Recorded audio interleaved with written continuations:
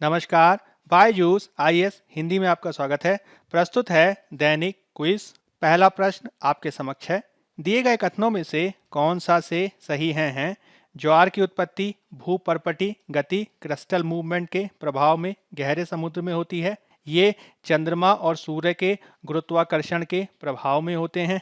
गुरुत्वाकर्षण बल और केंद्र अपसारक बल ज्वार को जन्म देते हैं। विकल्प है केवल एक, केवल दो और तीन, केवल एक और तीन कि केवल दो। तो इसके संदर्भ में पहला कथन हमारा गलत है, दूसरा और तीसरा सही है और हमारा उत्तर हो जाएगा बी, केवल दो और तीन। ज्वार को आप इस चित्र से भी देख सकते हैं।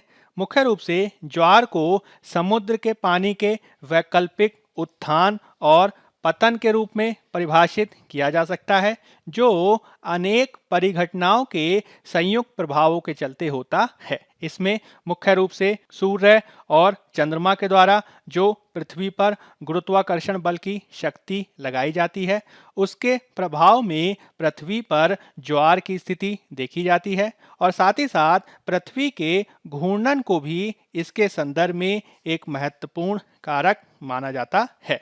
जैसा कि आप चित्र में देख सकते हैं, जब सूर्य और चंद्रमा के द्वारा संयुक्त रूप से पृथ्वी पर गुरुत्वाकर्षण बल लगाया जाता है तो पृथ्वी पर इसके परिणाम स्वरूप उच्च ज्वार की स्थिति देखी जाती है। वहीं दूसरी ओर जब चंद्रमा और सूर्य एक दूसरे से अलग दिशाओं में दिखाई देते हैं तो इससे निम्न प्रकार के ज्वार की स्थिति देखी जाती है। इसमें केंद्र अपसारक बल की भूमिका भी देखी जाती है, जिसमें एक ओर तो ज्वार देखा जाता है, वहीं दूसरी ओर हम इसमें भाटे की स्थिति को भी देखते हैं और इसे संयुक्त रूप में ज्वार और भाटे के रूप में जाना जाता है। आज के द हिंदू अखबार में चक्रवात यास के संदर्भ में सूचना प्रकाशित हुई है और इसके चलते सामुद्रिक गतिविधियों के संदर्भ में विविध प्रकार की परिघटनाएं महत्वपूर्ण हो जाती हैं। इसमें आपसे ज्वार भाटे के संदर्भ में प्रश्न पूछा जा सकता है, इसमें आपसे चक्रवात के संदर्भ में प्रश्न पूछा जा सकता है और साथ ही साथ सुनामी आदि के संदर्भ में भी प्रश्न पूछा जा सकता है, जिसकी उत्पत्ति क्रिस्टल मूवमेंट, भूकंप, ज्वालामुखी क्रिया आदि के चलते गहन समुद्र में होती है। दूसरा प्रश्न आपके समक्ष है। निम्नलिखित में से कौन सा से मैंग्रोव का के महत्व है या हैं? समुद्र तटों को स्थिर रखना, पोषक तत्वों के प्राकृतिक पुनर्चक्रण को बढ़ावा, कार्बन सिंक के रूप में कार्य कि पानी की अविलता या मैलापन को कम करना। विकल्प हैं केवल एक और तीन, केवल दो, तीन और चार, एक, दो, तीन और चार कि केवल दो और तीन। तो मैंग्रोव के संदर्भ में चारों के चारों जो विकल्प हैं सही है और हमारा उत्तर हो जाएगा सी, एक, दो, तीन और चार। भारत के इस मानचित्र में आप मैंग्रोव की स्थिति को देख सकते हैं, जिन्हें आप गुजरात में रत्नागिरी क्षेत्र में, गोवा में कावेरी के क्षेत्र में, कृष्णा गोदावरी क्षेत्र में, महानदी क्षेत्र में और सुंदरवन के तटीय क्षेत्रों में पाते हैं।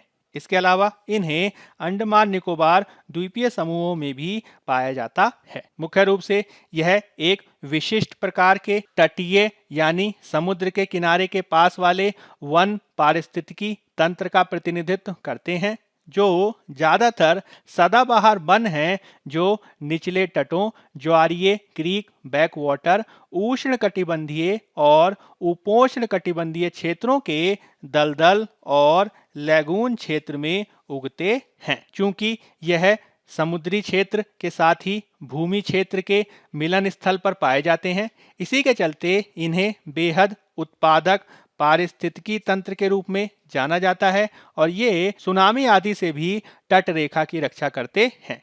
साथ ही साथ यह अनेक व्यावसायिक रूप से महत्वपूर्ण मछलियों के प्रजनन स्थल भी हैं और साथ ही साथ यह इकोटोन के सर्वोत्तम उदाहरण का भी प्रतिनिधित्व करते हैं। जब हम बात करते हैं इकोटोन की, तो इसमें एक ओर तो भूमि के पारिस्थितिकी तंत्र को शामिल किया जाता है, वहीं दूसरी ओर इसमें समुद्र के पारिस्थितिकी तंत्र को शामिल किया जाता है और दोनों के मिलन स्थल को हम इकोटोन के रूप में जानते हैं। आज के द हिंदू अखबार में इससे संबंधित खबर प्रकाशित हुई है, जिसमें महाराष्ट्र क्षेत्र में मैंग्रोव वनों की रक्षा करने के दृष्टिकोण से सीसीटीवी कैमरा के साथ ही ड्रोन आदि का सहारा लेने का भी प्रस्ताव किया गया है। अगला प्रश्न आपके समक्ष है, निम्नलिखित द्वीपों को लक्षद्वीप में उत्तर से दक्षिण की ओर व्यवस्थित करें। कावारत्ती, अगत्ती, मिनिकॉय की अमीनी।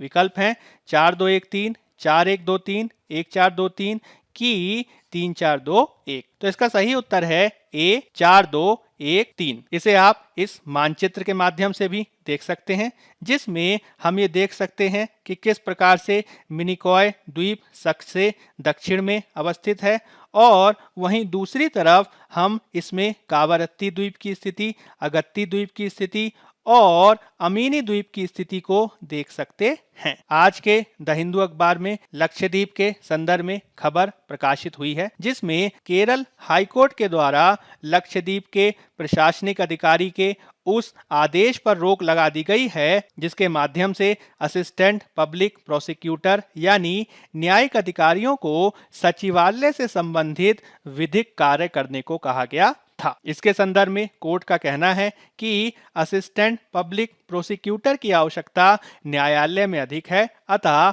उनके द्वारा उसी क्षेत्र में कार्य ज्यादा किया जाना चाहिए। अगला प्रश्न आपके समक्ष है, दिए गए कथनों में से कौन सा से सही हैं? अहिंसा, कर्म और निर्वाण बौद्ध धर्म के 3 रत्न हैं। सम्यक दृष्टि, सम्यक संकल्प और सम्यक जीविका बुद्ध के अष्टांग मार्ग के अंग हैं। महायान और थेरवाद गौतम बुद्ध द्वारा सृजित बौद्ध धर्म के 2 प्रमुख संप्रदाय हैं। विकल्प है केवल 1 और 2, केवल 2, 1, 2 और 3 की उपर्युक्त में से कोई भी नहीं। तो इसके संदर्भ में केवल दूसरा कथन सही है, पहला और तीसरा कथन हमारा गलत है और इस आधार पर हमारा उत्तर हो जाएगा बी, केवल 2। आज के पीआईबी पत्र सूचना कार्यालय के तहत बौद्ध धर्म से संबंधित सूचना प्रकाशित हुई है, जिसमें राष्ट्रपति के द्वारा पूरे देश को बुद्ध पूर्णिमा की बधाई दी गई है। उल्लेखनीय है कि जब हम बौद्ध धर्म में त्रिरत्नों की बात करते हैं तो इसमें बुद्ध,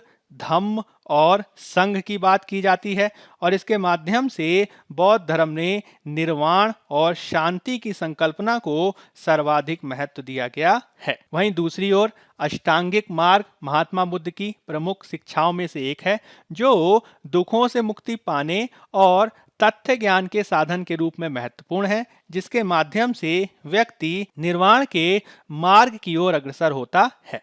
इसमें सम्यक दृष्टि, सम्यक संकल्प, सम्यक वाक, सम्यक कर्म, सम्यक जीविका, सम्यक प्रयास, सम्यक स्मृति और सम्यक समाधि शामिल है, जिनके पालन से व्यक्ति न केवल खुद को सुधारने की कोशिश कर सकता है, अपितु इस संसार में आवागमन के चक्र से भी मुक्ति पा सकता है और अंतिम रूप में निर्वाण की प्राप्ति कर सकता है। अब हम बात कर लेते हैं यूपीएससी द्वारा सन 2016 में पूछे गए एक प्रीवियस ईयर क्वेश्चन की। कभी कभी समाचारों में नेट मीटरिंग निम्नलिखित में से किसको प्रोत्साहित करने के संदर्भ में देखा जाता है? घरों, उपभोक्ताओं द्वारा सौर ऊर्जा का उत्पादन और उपयोग, घरों के रसोई घरों में पाइप्ड प्राकृतिक गैस का उपयोग, मोटर कारों में सीएनजी किट लगवाना, शहरी घरों में पानी के मीटर लगवाना। तो इसके संदर्भ में हमारा उत्तर हो जाएगा ए, घरों या उपभोक्ताओं द्वारा सौर ऊर्जा का उत्पादन और उपयोग। अब हम बात कर लेते हैं फैक्ट ऑफ द डे की, जिसमें हम बात करेंगे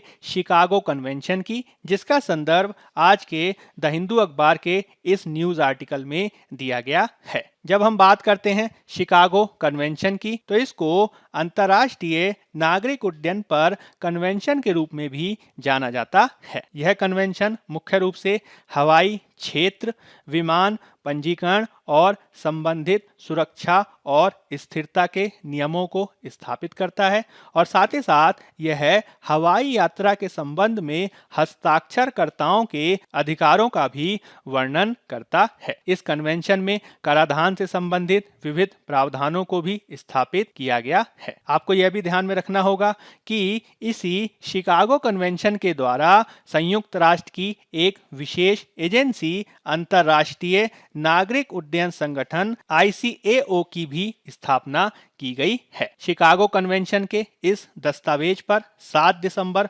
1944 को शिकागो में 52 हस्ताक्षरकर्ता राज्यों द्वारा हस्ताक्षर किए गए थे और यह 4 अप्रैल 1947 को तब प्रभावी हुआ जब इसे 5 मार्च 1947 को अपेक्षित 26वां अनुसमर्थन प्राप्त हुआ था और इसी तारीख को अंतर्राष्ट्रीय नागरिक उड्डयन संगठन यानी ICAO भी अस्तित्व में आया था। ICAO संयुक्त राष्ट्र आर्थिक और सामाजिक परिषद इकोसोक की भी एक विशेष एजेंसी है। शिकागो कन्वेंशन को अब तक कुल 8 बार संशोधित किया जा चुका है, जिसमें 1959, 63, 69, 75, 80, 97, 2000 और 2006 महत्वपूर्ण हैं। मार्च 2019 तक शिकागो कन्वेंशन में कुल 193 राज्य शामिल हैं। इसमें लिechtenstein को छोड़कर संयुक्त राष्ट्र के सभी सदस्य राज्य शामिल हैं। उल्लेखनीय है कि कुक आइलैंड कन्वेंशन का एक पक्षकार है, हालांकि यह संयुक्त राष्ट्र UNO का सदस्य नहीं है। यदि हम बात करें अंतर्राष्ट्रीय नागरिक उड्डयन संगठन यानी International Civil Aviation Organization ICAO की, तो यह एक संयुक्त राष्ट्र की विशेष एजेंसी है जिसे 1944 में स्थापित किया गया और इसके माध्यम से शांतिपूर्ण वैश्विक हवाई नेविगेशन के लिए मानकों और प्रक्रियाओं की नींव रखी गई थी। जैसा कि हमने चर्चा की कि इस संगठन की स्थापना शिकागो कन्वेंशन के द्वारा ही की गई थी और इसने हवाई मार्ग से अंतर्राष्ट्रीय परिवहन की अनुमति देने वाले मूल सिद्धांतों की स्थापना की और आगे चलकर इसने अंतर्राष्ट्रीय हवाई परिवहन की योजना और विकास को बढ़ावा देने में भी महत्वपूर्ण भूमिका निभाई। इसके माध्यम से यह प्रयास किया जाता है कि अंतर्राष्ट्रीय स्तर पर नागरिक उड्डयन को सुरक्षित और व्यवस्थित रूप से विकसित किया जा सके। भारत इसके 193 सदस्य देशों में शामिल है और इसका मुख्यालय मॉन्ट्रियल कनाडा में है। बायजूस IAS हिंदी के आज के इस अंक के माध्यम से हमने अधिक से अधिक तथ्यों और संकल्पनाओं की आपके साथ चर्चा की। यदि आपको हमारे द्वारा प्रस्तुत की गई पहले पसंद आ रही हैं तो अधिक से अधिक लाइक, शेयर और सब्सक्राइब करें। आज के अंक में फिलहाल इतना ही। धन्यवाद।